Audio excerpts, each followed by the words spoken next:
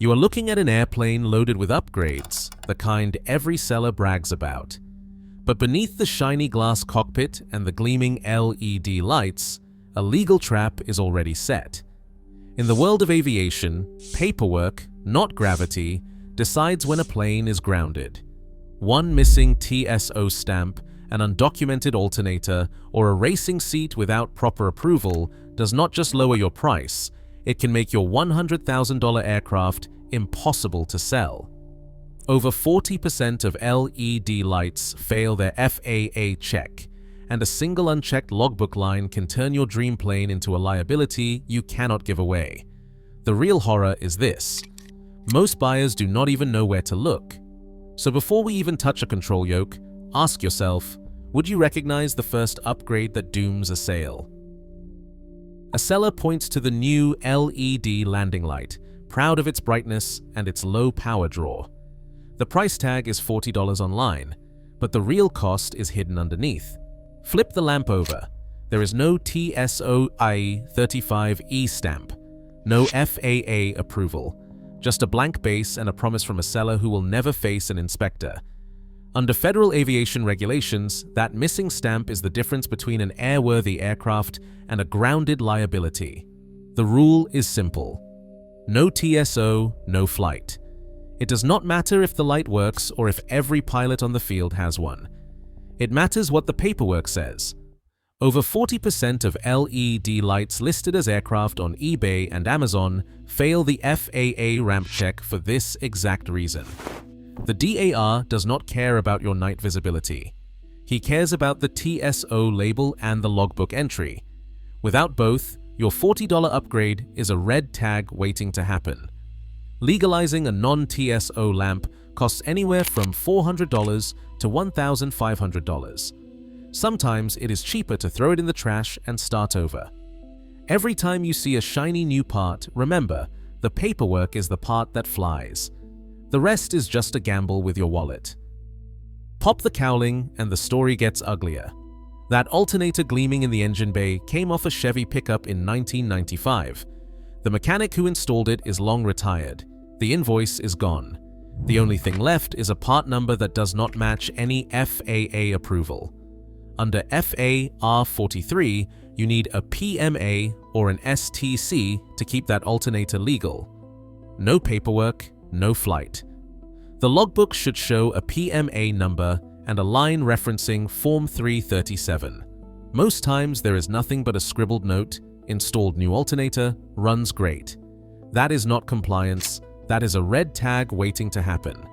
Legalizing this fix costs $1,000 to $3,000 if you can even track down the right kit. Otherwise, you are paying $2,000 for an approved aircraft alternator and tossing the old one in the bin. Slide into the cabin and the betrayal keeps going. Racing seats and 4-point harnesses straight from the auto parts store look safer. They feel modern. But the FAA says unless that seat or belt carries a TS, OC22G or C39 stamp, and the logbook matches the part number to the type certificate datasheet, you are sitting on a liability. No TSO, no PMA, no sale. Fixing this mistake costs $800 to $2,500 per seat to install approved hardware. In a crash, that is the difference between a valid insurance claim and total denial. Every shortcut taken by a retired mechanic becomes your financial trap. The paperwork is not a suggestion. It is the only thing that keeps your $100,000 plane from turning into a $100,000 headache. The panel lights up with the promise of modern flight, touchscreens, moving maps, digital autopilot. The seller calls it fully loaded, but the real test starts with a single question. Where is the STC number? Every GPS, every autopilot, every glass display must have a supplemental type certificate, and that number needs to be written in the logbook, not just on a sticker under the glare shield. Brokers love to talk about capability. They rarely mention documentation. The FAA does not care if your Garmin boots up.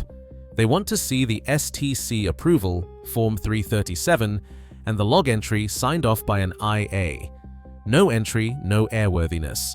This is where deals collapse. 10% of pre-buys die right here. in front of a missing STC or a blank logbook line. Buyers ignore it, hoping the electronics will speak for themselves, but the database check is ruthless. Enter the STC number at FAA.gov.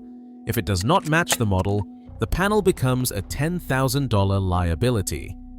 Legalizing an undocumented GPS or autopilot means tearing out the panel, paying a shop to reinstall it by the book, and waiting for a DAR to sign the new paperwork. The bill runs from $5,000 to $10,000, not counting downtime. The seller shrugs, the broker changes the subject. The DAR just points to the logbook and says, "Show me Form 337. If you cannot, the only place that GPS is going is the trash. Next time you see a glowing panel, do not ask what it does. Ask if it is legal to sell. Pull the vacuum pump and the panel suddenly looks cleaner. No more spinning gyros, no more whine from the old pump. The seller calls it an upgrade, electric attitude indicator, backup battery, all digital. But the paperwork tells a different story. Federal aviation regulations treat the vacuum delete as a major alteration. That means one thing: Form 337 signed and filed. No shortcuts. The FAA's own records show that 15% of all Form 337s filed since 2015 are for vacuum system removals. It is a popular mod, but popularity does not make it legal. Every change to the instrument system must be backed by a supplemental type certificate or a field approval, the kind that leaves a paper trail straight to the FAA database. A&P mechanics talk about reliability, fewer failures, less maintenance. DAR only cares about the logbook. If the vacuum delete is not documented, the aircraft is un-airworthy. The missing Form 337 is the kill switch. Without it, the digital panel is just an expensive liability. Fixing this mistake is not cheap. Shops charge between $3,000 and $8,000 to legalize an undocumented vacuum removal, and that is if you can get a field approval retroactively. Sometimes the only option is to reinstall the old system just to get the paperwork straight. Check your logs now. Is there a Form 337 for that vacuum system removal? If not, you are one number away from a grounded airplane. And if you think a missing vacuum approval is bad, wait until you see the math error that can erase your entire airworthiness in a single line. The propeller gleams under the hangar lights.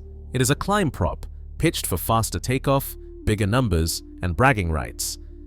Sellers love to talk about performance, but the only number that matters is stamped on the hub and buried in the paperwork. Every certified aircraft has a type certificate datasheet, abbreviated TCDS. That document lists exactly which propeller models, diameters, and blade counts are legal for your make and model. Anything else is an unapproved experiment. Take a photo of the propeller tag. Now pull up the TCDS for your aircraft. Does the model number, blade count, and diameter match the TCDS propeller field? If not, you are looking at a red tag. There is no gray area, no "it fits", no "it flies fine". The Federal Aviation Administration does not care if the climb prop is brand new or if the seller swears it shaved 100 feet off the takeoff roll. If it is not listed in the TCDS or covered by a valid supplemental type certificate, it is unapproved. Under Federal Aviation Regulations, Section 21.113, that is grounds for immediate grounding. Every year, brokers and flight schools get burned by this exact trap. In Florida, a buyer sued a broker after discovering a Cessna 172 with a propeller that did not match the TCDS. The result was an $80,000 judgment, months of downtime, and a grounded airplane until the original prop was sourced and installed. The cost to legalize a non-TCDS prop runs from $10,000 to $30,000, if you can even find the right paperwork. Most times the only fix is to remove the prop, throw it in the bin, and start searching for an approved replacement. This is the moment when the designated airworthiness representative stops the inspection cold. He photographs the prop tag, flips open the type certificate datasheet, and draws a red line straight through the deal. If the numbers do not match, The sale is dead. The paperwork is the only proof your propeller belongs on that airplane. Everything else is just a 5-figure mistake waiting to happen. The seller stands by the plane, boasting about the extra payload. This one hauls 3 adults, full fuel and bags, no problem. The number he points to is the maximum gross weight, penciled on a sticker above the baggage door. But the only number that matters is printed on the type certificate data sheet, the TCD SOA. That is the official limit set by engineers, tested by the FAA, and locked in by the aircraft certification. Every pound over that number is a legal fiction unless the paperwork proves otherwise. Unapproved gross weight increases are the nuclear option of paperwork traps. It does not matter if the plane handles the load or if the mods look professional. Without a valid supplemental type certificate, the STC, or a properly executed Form 337, that extra weight is just a lawsuit waiting to happen. The TCDS lists the legal maximum, and no logbook note, no field approval, no back-of-the-envelope calculation can change it. The DAR's first move is to pull the TCDS and compare it to the logbook. If the numbers do not match, the inspection stops. The plane is grounded on the spot. In 2023, a show plane at Oshkosh was pulled from display after a ramp check revealed an unapproved weight bump. The owner had invested thousands in structural upgrades, but the paperwork did not match. A red tag went on, and the plane sat in the grass, unsellable until the original weight was restored or a new STC was secured. The cost was upwards of $20,000 for engineering, paperwork, and weeks of downtime. Sometimes the only fix is to strip the mods and return to factory specifications if the parts are even available. Every unapproved gross weight increase is a rolling risk. Insurance will not pay. The FAA will not budge. Buyers walk away. The only thing that keeps your plane legal is the exact line on the TCDS. Anything else is just a story sellers tell themselves. Check your paperwork right now. If the maximum gross weight in your logbook does not match the TCDS, you are not flying, you are gambling with your entire investment. A buyer steps up to the logbook, ready for the final handshake. The seller is all smiles until the DAR flips to the back pages and asks one question. Where is the Form 337? That is the moment most deals die.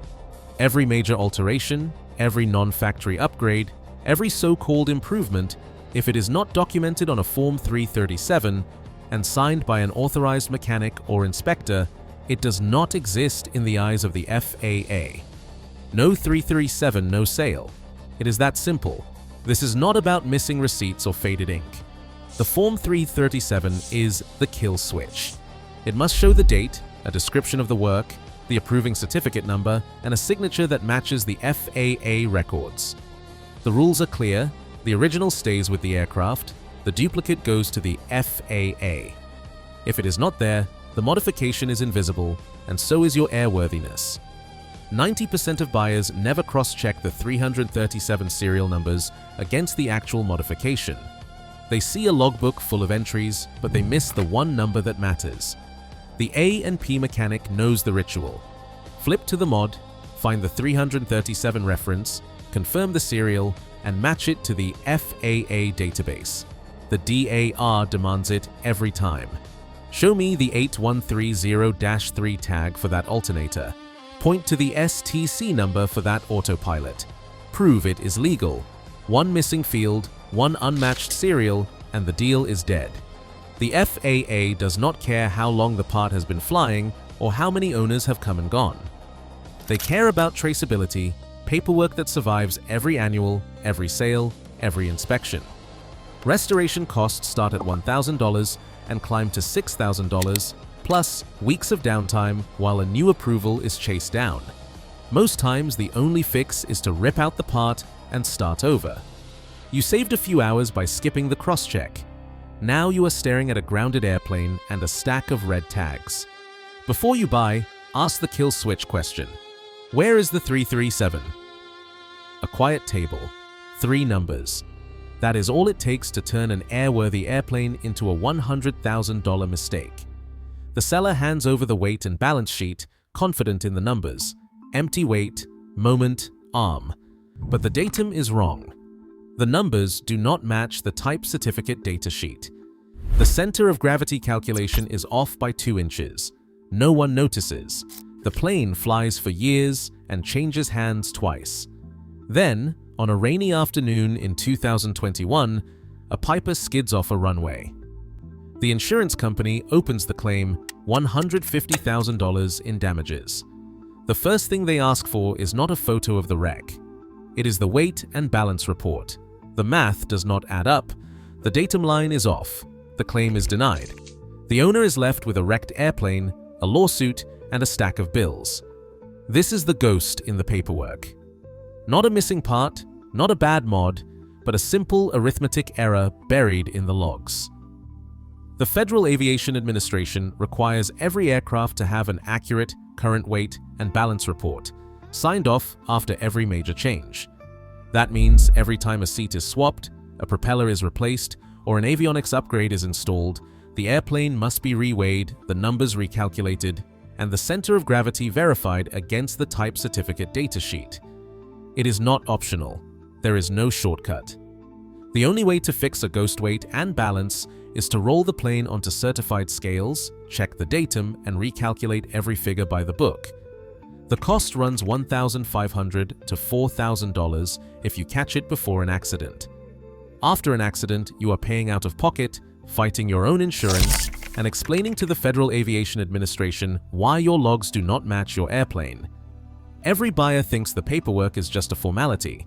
Every seller swears the numbers are good, but one wrong entry, one skipped reweigh, and the entire chain of ownership collapses.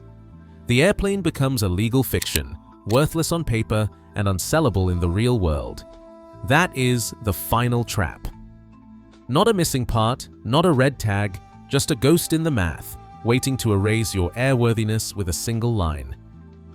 Right now, more than half of used single-engine planes listed for sale show at least one undocumented or improperly approved upgrade. That makes them instantly unsellable under FAA rules. As the demand for affordable aircraft climbs, those legal landmines multiply. In aviation, paperwork is not bureaucracy, it is survival. Every signature, every stamp, is the difference between an asset and a liability. Your next flight starts on the page, not the runway. Stay vigilant. What is hiding in your logbooks?